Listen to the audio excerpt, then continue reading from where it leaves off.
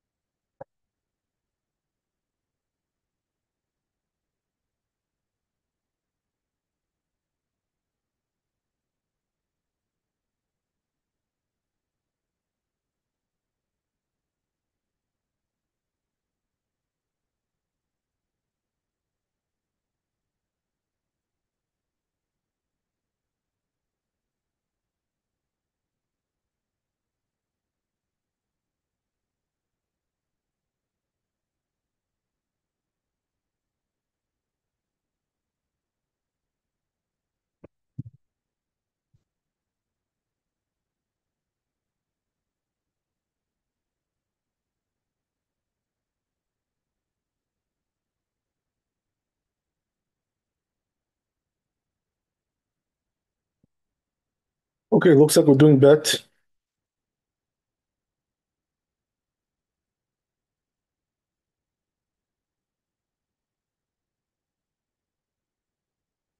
So it says here in the Bet Yosef, "V'da de'aseh bahen melacha o shashara ben betbito pesulin." You should know that if he did labor, as we said, or he dipped his bread in there, it's pasul, it's disqualified. The Tanan, we learn in the Mishnah,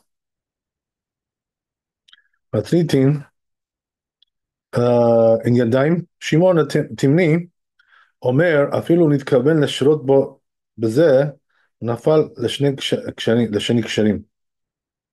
So he says there that even if his intention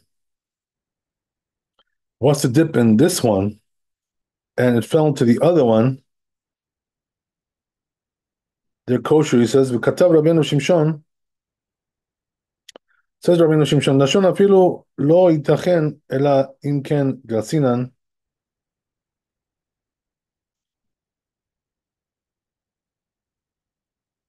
פסולין, או וגרסינן כשרים, גרסינן או נתכוון, אם מתכוון, לשרות ביתו בכלי זה, ונפל פתח בכלי אחר. כשרים המים לנטילה, הואיל ונפל בהם הפת שלא נתכוון.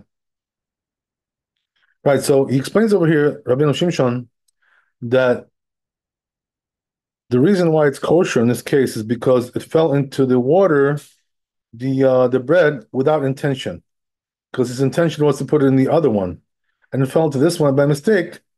So since it wasn't his intention, he says that's why it's kosher. That's what it says in the Rosh. The Rambam also Pirash explains וזה לשונו, ואמר רבי שמעון, כי אילו התכוון לשרות במים ההם את ביתו, נפל הפת במים אחרים, הרי כשר. As we said, right, same thing he says. It fell into the wrong one, the one you didn't have intent to use, so therefore it's kosher. כיוון שלא נתכוון לעשות בו, since that wasn't his intention, מלאכה, אמנם היה זה שלא רצון, ואמרם אפילו נתכוון רצה לומר, כמו אם או יהיה על דרך התבוננות, כן הוא אומר מפליא בטמאה, ואפילו לא היה בכוונה יפסיד, לא, אבל הם כשרים, so it's telling you right that you may think in these kinds of cases that they're not kosher, but the truth is that they are, because, why would you think that it's not? Because in actuality, it fell in. But because, it wasn't done with intention, that's the whole thing. אבל הם כשרים, ואין הלכה כרבי שמעון תימני. So he says, halacha is not like Rabbi Shimon Timni. Okay,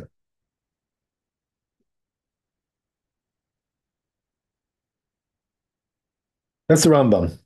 וכן יראה שהוא דעת כל הפוסקים. So it seems like all the poskim agree with this. שכתבו דמים שנעשים בהם מלאכה פסולין, ולא חילקו בהם מתכוון או מתכוון. Right, so um, poskim say that that water that was done with it some kind of labor usage, they're pasul, they're disqualified, and they didn't differentiate between if he had intention or not. Okay, one second.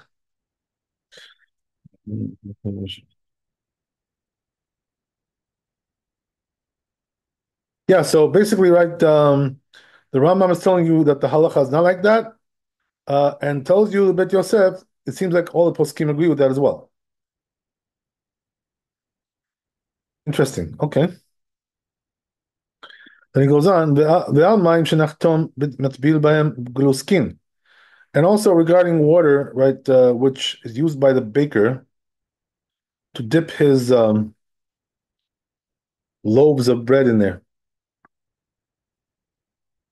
Pershu Rabbeinu Shimshon Verosh. These rabbis explain, Danu kituf, right? That's called kituf, right? What is that? That means like you're basting the dough with water. The perek kol shal says on there Pesachim Lamed Vav Amud Aleph. Ufa'amim memachnisim alechem b'mayim. So it says sometimes what happens is that they dip the bread into the water. Ufa'amim noten yadav b'mayim v'tach penei agluskin. But sometimes just the opposite, right? He sticks his hand into the water and then bastes the loaf on the outside. He doesn't dip the bread inside. He just takes the water on his fingers and bastes it outside the water. This is that's what we learned in the Mishnah. So it says if he dipped those loaves, right, b'mayim in the water, psulim netila. So that disqualifies that water because now it was used. So it's the same thing as like dipping your bread in there.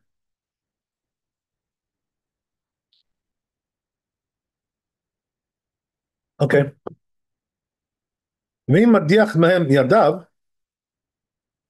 By the way, why would somebody dip his bread into water before he eats it?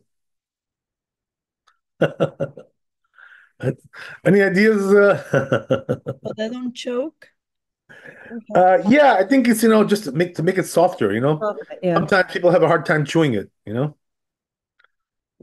Especially in the old days. The bread was like very hard. The bread, like they're talking like crusty bread. Yeah, crusty bread or like stale bread, like one of those, right? So that's why they dip it in there. It makes it easier to eat, especially for older people. Okay, so yeah, that's known. That's what the older people do. They dip their biscuits into the tea to make it softer. Otherwise, they have a hard time chewing the biscuits. Okay. So yeah, that's the story there.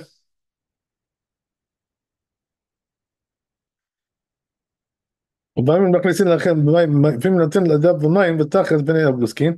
And all the time we went okay, we did this already, we had this, and now what does he say here? ואם מדיח בהם ידיו, פסולים בנתיניו. Have comes right. So then he says, ואם מדיח בהם ידיו, what about if he uses that water, right, to wash his hands? כלומר שטבל ידיו במים. So what does that mean? He dipped his hands in there, ותח פני הגוסקין, and then he basted, right, the loaves with that water on his hands. Biadav ksherim. So he said that's kosher. Antila. It's kosher for washing hands. So why is that? Because since he didn't dip the bread in there, it wasn't really used the bread, the water. I'm sorry. the water wasn't really used.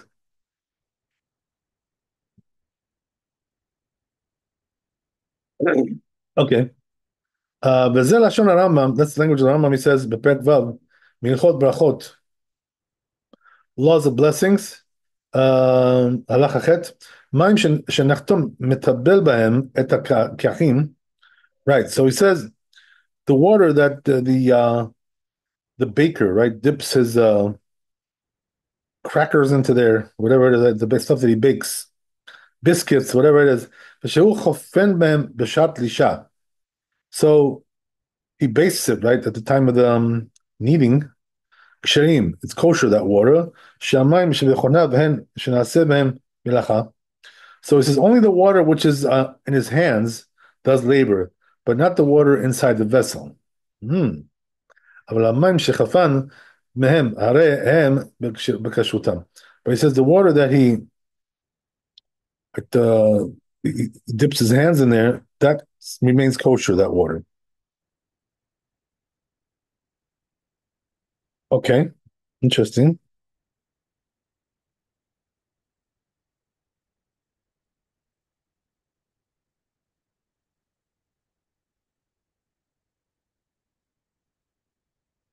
One question does arise, by the way, from this text, which is that how do we say that the washer is kosher for washing if somebody dipped his hands in there? Didn't his hands now disqualify the water because they made it impure? So then how can you use that water to wash hands? So I'm guessing the answer is that maybe because the person who put his hands in there, his hands were okay, so they didn't make the water impure. Perhaps. I do remember hearing such a thing like this from people. There are some people told me that, like for instance, like you're washing your hands, right, from a vessel. So now the question arises, right? Very similar question to what we have here. Let's say by mistake, you put your finger into the water there. Can you still wash your hands with that water? With a vessel one? No, because it's not from a mikveh. See, you understand what I'm saying? In other words, if you filled up your cup, right, from the sink, and then you dipped your finger in there, can you still wash your hands from that cup? No, because I don't. No, Yeah. spiritually, Yeah. it's not clean anymore. So I was told by people that you can. And I never really looked into it carefully, but it seems like this supports that notion, right? That the fact that somebody put his hands in there doesn't disqualify the water. So I guess it has to do, with how the rabbis decreed this decree. That's the way they did. I also think that is the amount of water. If it's a certain amount of water, then it's automatically pure. It's kosher. And it doesn't matter if you dip a finger. That only applies if you have a mikveh, something like that, right? But here, just you have a cup of water, basically, right? Let's say 10 ounces, 20 ounces, whatever, of water in there. So, but that's the way it seems to be, from what I remember hearing from people, that it doesn't disqualify the water because you put your finger in there. You can still wash your hands with that. So that's the way the rabbis made it, what can I tell you? Right, you know what? I just remembered now, I just recalled. A few days ago, we learned this, in the name of the Rosh, right? The Rosh writes this. He says that all the water in the world is impure, he says, and we still use it to wash our hands, right? So you see, right, that you can use impure water to wash your hands. Yeah, so that's true. That's, yeah. So in other words, the rabbis never decreed that the water has to be pure, because we don't have pure water. We don't have it. Unless it's a mikveh, as we said, right? That's the only thing that we have which is pure. So therefore, right, we have no choice. So we are washing our hands with impure water. That's what we do. So they didn't disqualify that, the rabbis, because there's no way to disqualify that. Otherwise, we wouldn't be able to wash our hands at all. Everybody have to go to a mikveh every day. Can you imagine? You have to go to the mikveh. You wake up in the morning. Like you have to go to the mikveh to wash your hands. That's a little bit difficult. So so that's the whole thing, right? So yeah.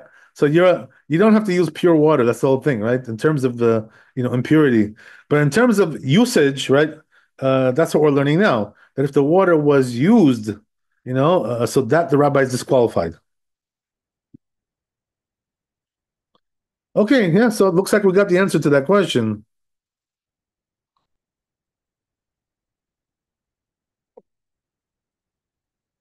So therefore, if somebody put his finger into the water, right, it still can be used. It's not really a problem. Okay, interesting. So there's still a lot of things, that we need to clarify about this issue. A lot of things going on. Is it the percentage 60 out of one, like one finger wouldn't cover the Well, it's not that, it's here we're talking about, he puts his whole hands in there, you know what I mean? The whole hand, so it's not really a matter of percentage or whatever. It's just a matter of the rabbis didn't decree that has to be pure. Okay. The water, Yeah, it's very interesting. So what is to elaborate on this a little bit, right? This whole thing of washing your hands before you eat a meal is a rabbinic institution. It's not from a Torah, and this is the way the rabbis decreed it. So that's it.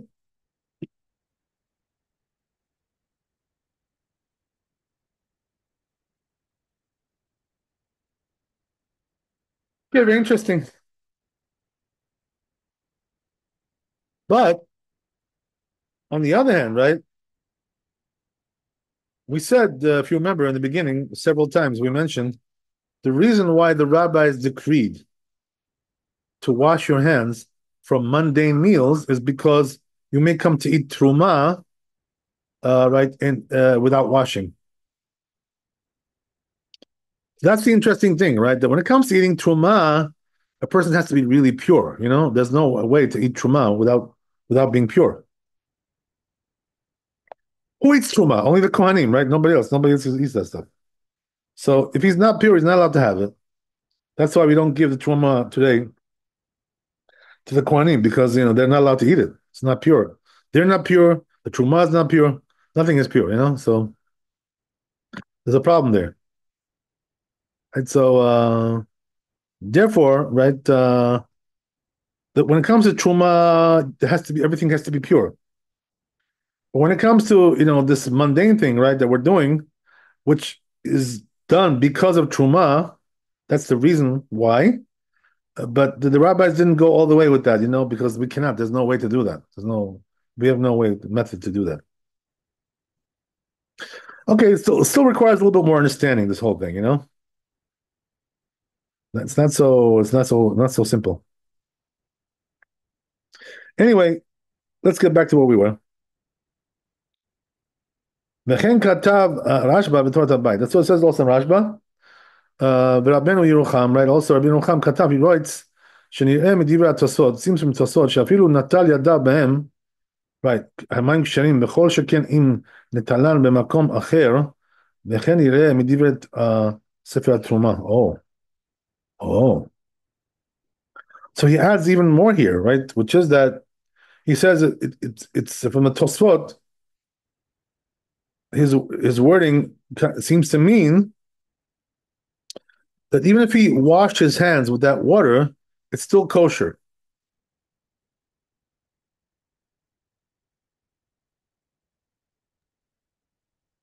Rabbi, I'm sorry. Going to the truma, so there you don't give offerings to the Cohens anymore? Is that no more offering? Did you ever give? I'm sorry. Yeah. Did you ever give? No. I never gave either. Okay. So I guess that answers your question. Okay. We don't give, right? We don't give, yeah. There's no way to give it today. So that's why we what do we do with it? We burn it, right? We get rid of it because there's no way to give it to anybody. For You're talking you, about it's forbidden. challah? You know, I'm talking about the challah, right? Which is also the challah also goes to the kohen, just like the truma, right? I'm sorry. Yeah, somebody was talking there. That's what I was asking. Are you talking about the challah? Right, the challah, yeah, which is also similar, right? The challah also goes to the kohen. So there's no way, to give truma to the kohanim today. They're not pure, whatever. So it just doesn't go. It doesn't work. We still burn truma though? Yeah. So the thing is, right, that uh, when you take tithes out of the crops in Eretz Israel, right? Here we don't do that, right? But in Eretz Israel they do. So you're taking, over there you have to take truma, and then you have to take like two tithes, Maser Rishon, Maser Sheni, right? Depending on the year, right? There's a different way of doing it. So that truma that we remove from the crops, what we get rid of it. We don't really burn it. We get rid of it. We just throw it away. That's what we do. But we're not going to give it to the kohanim.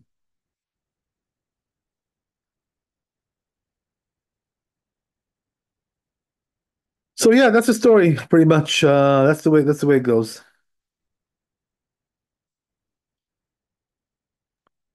So so we don't give the truma as we said. So as we said, right, the Tosfot seems to say. Now here's the thing. Tosfot seems to say that if you wash your hands, you can use that water again to wash your hands. Obviously, by the way, we're not talking about when you wash your hands in the morning, right? Because there's the ruach hara over there. There's evil spirit, right? So that you cannot do twice. You cannot use that water twice. That's dangerous, right? You're getting into danger there. But when we're talking about from meals, that's what he's talking about here. So now let me ask you a question, right? You remember we also mentioned that when we wash our hands, right, we raise them up into the air, and because we don't want the water coming back down on his hands. Remember we said that? So if that's the case, right, why don't we say like what it says here that we can wash our hands, we can use that water again. So then it's not really a problem. So what's the difference? You see my question? It's not from a vessel. It's no longer in a vessel, in a container. Right, Therefore, if you drink but that's what it's that saying, right? That even though you poured it out of the vessel, you know what I mean? You could use it again. in So another container, perhaps, but yeah, not, right. But that means the water is still pure. yes. No, I mean, it's still usable, whatever. So then why are we so worried about the water coming back on your hands from your forearm, whatever? So I think the answer is, if I'm not mistaken, the answer is that once the water gets on your body, right, it's not the same thing as your hands. The body has a different level of impurity, and the hands is not so bad. So I think that's the reason why. So in other words, the hands don't disqualify the water, but the body does. So at what point do you call it the body? Is it beyond the wrist? Well, yeah, right. Right. In other words, yeah, exactly. The wrist is the border. Yes, that's it. So if you're washing like just myopronotum, then you're just doing the fingertips. But if you're washing Right. for bread, you're still doing the wrist, aren't you? Right. So you're doing up to the wrist. That's what it is. Okay. Yeah. So okay, well, we're getting into a lot of things here, but it's very interesting. All the theory behind this is very interesting. Okay, whatever. There's still more to understand here, a little bit, right? Sort of a mystery here, enigma, whatever. So anyway, right? Let's go on. ומשמע לי שהטעם מפני שאינם נמסים משתייה. Oh, so he says, right, that what's the reason why you can use it again if you already washed your hands with this water? So he says, because it's not disgusting, really, that water. You know what I mean? Like, just because it got on your hands, it doesn't mean like, it's got cooties. Some people, by the way, are disgusted by that, but the truth is most people don't really mind so much. I mean, let me ask you a question. Like, let's say, if you put your finger right in a cup of drink, soft drink or some wine, would you spill it out? I don't spill it out. I mean, I'm not fastidious. Me neither. Okay. There you go. Right? So, some people are like very crazy. They're afraid of germs and all kinds of stuff, right? There's no end to it, right? Whatever. You know, most people are not that crazy. Okay, whatever. Anyway, right? That's the way it goes. If I put my hand in, if I put my finger in the soup, I'll still eat the soup. I'm not gonna throw it out. Give me a break. Okay. So anyway, right, it says וסתם ידיים מהעסקות בעיסה, right? אין בהם לכלוך. הילקח לא נעשו כשופכין. Right, so look what it says, right? That when you have hands which are, basting, or whatever, they're kneading dough, so he says they're not so dirty, like that it makes it disgusting. So it's not like, turns it into like wastewater now, it's wastewater. It's not that bad. על ידי הדחה, right? So it says, שופכים על ידי הדחה, אז זאת דהווה אלה כדיח בין כלים מודחים וקשיים, דקשיים. וזה לשון אורחות חיים, מים, שהגביל מדיח ידיו בהם, קשיים, שגבל בדיח בהם קשיים, נטילת עיניים. Right, so that's exactly what it says, right? וכן כתב רבנו פרץ. So all these, with the Rashba postan, but the Rashba says it's no good, right? So Rashba seems to hold differently. Right, he's on the other side here, right? Saying that once you did that, it's not good for washing. Meaning what? That once you put your hands on it, right? Whatever, it's no good anymore, according to Rashba. But it seems like all the others say that it is good. Okay, well, that's the way it is. So we'll see, right? How it comes out in the Shulchan Aruch. So it says, but there's one thing, you have to be careful. If even if you're putting your hands in there because you're basting, right, the loaf, but he says you can still use it on one condition, right? That it doesn't look, different, like it didn't change its color, become turbid, whatever, right? Something like that, right? Once it becomes turbid, that's not already drinking water, right? That's, you're going to give that maybe to your dog, but you're not going to drink it yourself. Yeah, I don't think you're gonna do that, right? So that's where the limit is, Once it changes its appearance, doesn't look like water anymore. So that's already something else. Also, Rashba and Rosh said that as well.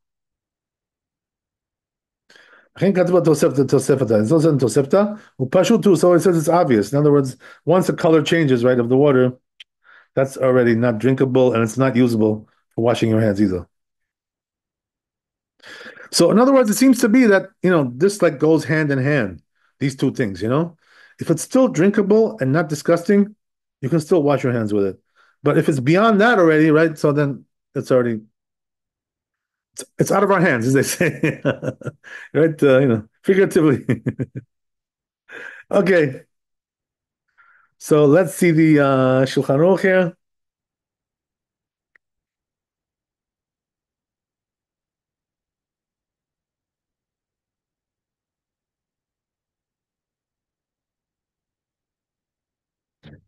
So this is just want to mention, the one thing that, as we said, right, that this whole thing, this whole institution of washing hands it's totally rabbinical. There's nothing from the Torah that, makes you do this. So there are certain things like this, also that are purely from the rabbis. There's nothing from the Torah. Like, for instance, right, now we're going to make, for Rosh Hashanah, we're going to make an eruv in order that we can cook for Shabbat, on Friday, right? Got to make an eruv there. So the whole institution of eruv, again, right, is all rabbinical. There's nothing from the Torah there. So that's another example, right? And it's a very the institution of eruv, by the way, is extremely elaborate, and extremely complex. To really master that topic, it will take quite a long time. So with all its facets, right? This eruv and that eruv, right? There's several types of eruvs. It's all rabbinical. So Same thing with here, right? With washing your hands, it's all rabbinical. So that means that the rabbis made it the way they wanted it, and that's it. In other words, what I'm trying to say is that they made the disease, and then they gave you the cure. You know what I mean? It comes both from the rabbis, the disease and the cure as well.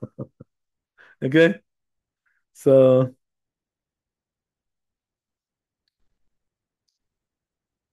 but of course you have to also know another thing, which is that the rabbis say, the esoteric rabbis, they say that whatever you see, right, in the Talmud, whatever that the rabbis decreed, to do this and to do that, and they give you a reason why they made this decree. Usually in Talmud there's a reason for it, whatever. So they say that if you have like one reason which is revealed to us, he says they say there's also like 10 reasons which are not revealed. So there are like secrets also. So this thing with the washing your hands, like, obviously there's some deep stuff going on here. Because the rabbis otherwise they wouldn't say, right, that you're liable to death if you don't wash your hands. Or you're gonna get into poverty, right? All kinds of stuff like this. You're excommunicated if you don't wash your hands. If it wasn't so severe, right, then the rabbis wouldn't say things like that. So you can see from there, right, that washing your hands is a kind of it's a heavy duty thing. Like the Gemara says, right, in Masechet Eruvin. We mentioned this already, but just to emphasize, it says there, right, that when Rabbi Akiva was in jail, the Romans put him in jail because he was teaching Torah, right? That's why he got jailed, right? So they put him in jail, right? And because they made a decree not to teach Torah. So they jailed him, and then one of the rabbis goes to visit him in jail, so he comes in there and he sees that, right, Rabbi Akiva, the drinking water, they're giving him in jail, which is very limited in those days. He was using it to wash his hands instead of drinking it, So he tells them, he says, listen, like, don't you want to live? Like, like they're giving you water to drink and you're using it to wash your hands. I mean, like you're exempt, as it is because, you're in jail, right? You're exempt from washing your hands. The rabbis didn't really obligate you in a situation like this. There's ways to get around it in your case. You know what I mean? So what did Rabbi Akiva say, right? His answer was, he says, what can I do? He says, my friends, said that, if I don't do it, I'm liable to death. So, he said, how can I ignore their words? So he's talking about his colleagues, right? The rabbis who made these decrees and, these made these harsh statements, he was afraid of it. So you see from there, right, that there's a lot of depth going on here, otherwise we wouldn't be so crazy about it like this.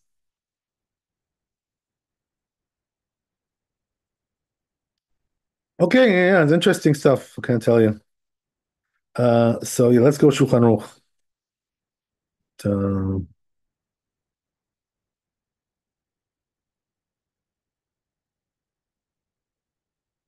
let's see Shulchan Aruch.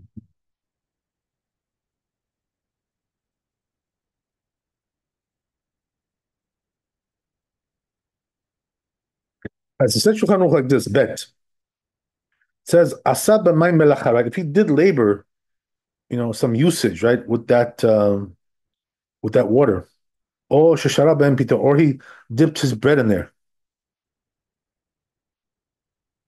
Afilu nitkaven lishtot b'kli zeh v'nafal l'sheni, right?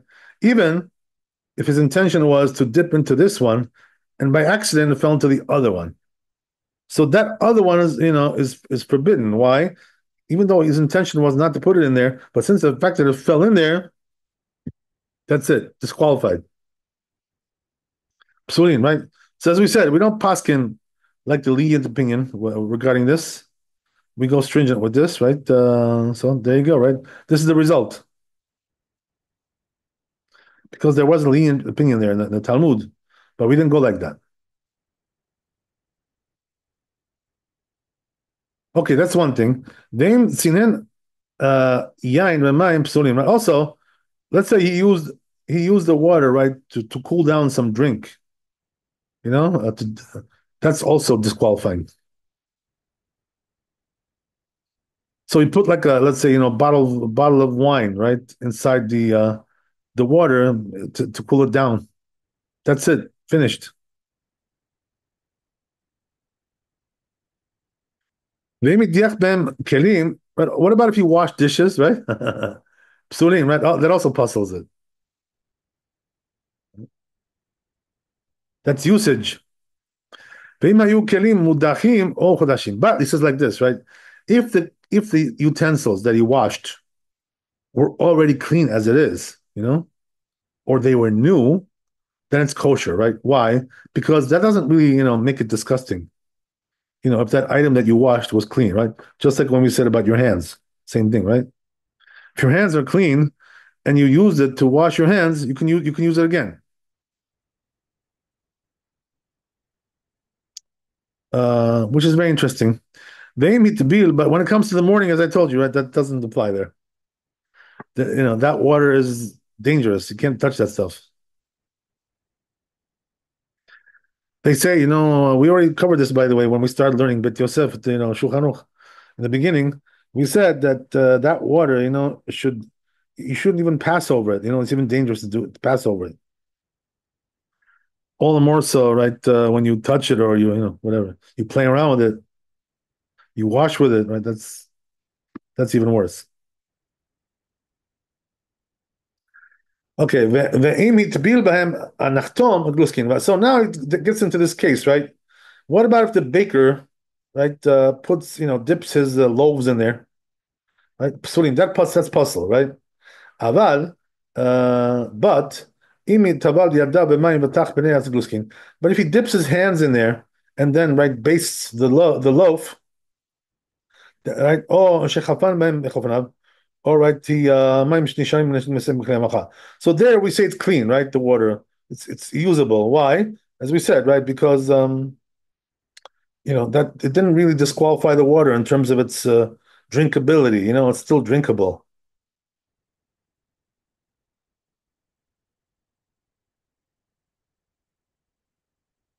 Okay.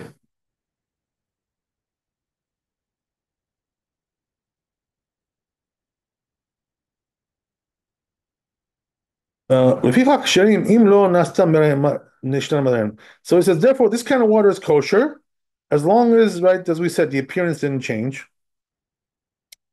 And since the parentheses here, והוא הדין מים שהנחתום מדיח ידיו בהם. So he says, same thing also applies the water which is used by the baker, to wash his hands, right? I'm sorry, not his hands, the batzek, right? To baste the loaf, right? Oh, okay. So in other words, he's talking about the dough is stuck to his hands, So he says he uses water to get rid of it. So that's okay, he says, right? It brings it from the name of the Beit Yosef. Okay, so in other words, the point is like this, right? As long as the item that you washed is clean, so then the water is still usable for washing hands. That's a general rule. But if some usage was done, right, with that water, then it's no good, right? Labor usage and things like this, right? No good. So therefore, if you dipped your loaf in there to baste it like that, so then it's already disqualified. Okay, very good.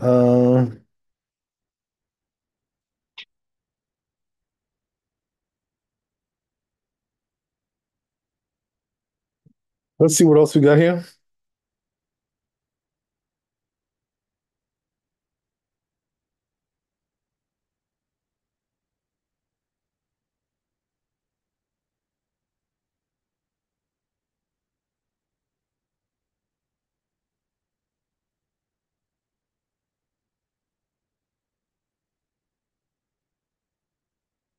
Okay, so it's not too long, but I guess we can try this.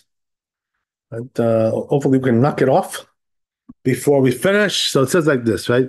כתוב בתוספתא, it says in Tosefta, מים שלפני הנפח, right? So we're talking here about the water which is used by a smith. These are the guys, who work with smelting the metal, God knows, whatever it is, right? All that stuff. Shaping metal, making metal, God knows. metal utensils. Right? So it says, even if the water did not change the appearance, so it says, so Tosafta says we shouldn't use that for washing hands. Why is that? Because there, labor has been done with that, he says, with that water. Usage, whatever, right? Right. So it says, right. What about the one which is by the sapar, right? Which is the hair cutter. If it looks different, right? Psulin is pasul. Ve'im lav kshem, if not, it's kosher. Peresh Rabbeinu Shimshon. So Rabbeinu Shimshon explains this. Maim shalifnei nafach, right? So what's the story with the water which is by the smith? Darkan lechabot b'hem barzel. So he says, you know what? What they do is, right, these smiths, when they want to cool down, the hot metal, which is on fire. So they dip it into the water like that, That's the labor that's done with it, right? So that's why you can't use it. They're using that water to cool down the heat of the metal. So Rashba writes this in Tosefta in Torah Habayit. So he paskins like that, right? So there you go, right? So we do paskin like that apparently. That you're not allowed to use the water which is by the smith. So let's see Shulchan Aruch and we're done.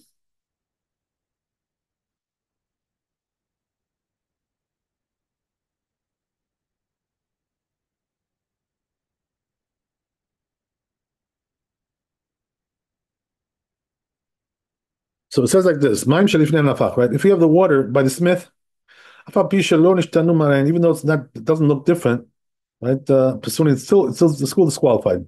Because there's labor which is done there, like as we said. So what does it mean? That means he puts the burning iron, right, to put out the fire in the water. But what about the hair cutter? If it changed, right, the color, it's pasul. Otherwise, it's not. But it's kosher, right? So I don't exactly know what they do with that water. I'm afraid to find out. The hair cutters. So I look at the Mishnah Berurah here. Maybe explains, right? Otherwise, well. So it says here. Oh. Ah.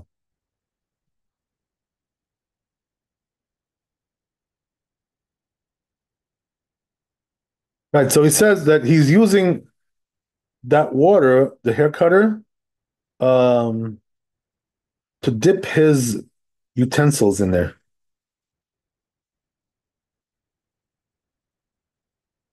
So that's why we say it, right? If it's already looks different, then it's probably it's no good because of the color.